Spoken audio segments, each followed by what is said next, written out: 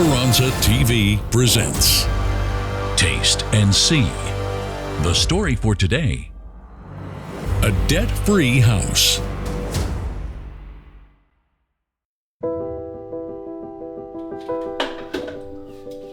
My name is Adelia Santos. I'm a seamstress, and for a long time I worked making furniture.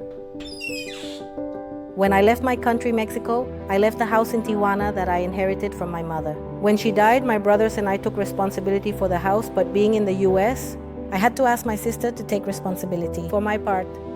Hola, manita, ¿cómo estás?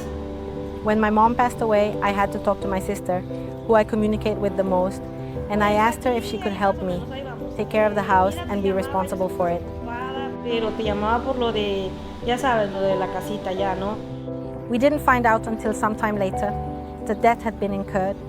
A notice came saying that a lot of money was owed. The debt that was incurred for the water debt was $60,000. Back in Mexico, they said that if it wasn't paid within a certain time, we were going to take the house. We had plans for that house, but with so much debt, it was not possible to move forward with any of them, much less sell the house. One Saturday at church, I thought a lot about the situation and asked the pastor to pray for me because I didn't know what to do with the house. And then, a few days later, the thought came to me that I know it might not have been my idea, but rather that God impressed upon me whether I was indeed giving tithes and offerings to Him. I talked to my sister as well, and she had the same thing. She had the same impression to give tithes and offerings to God. Together, we placed that house in God's hands. Then one day, my sister received a call, and the legal representatives informed her that there was no longer a need to pay part of the debt and that it was being reduced by half. We couldn't believe it. Soon we realized that God was taking care of everything, and I thanked Him for the miracle.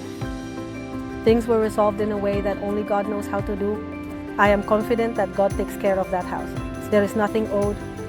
The house is free of debt. God is faithful. That's all I can say.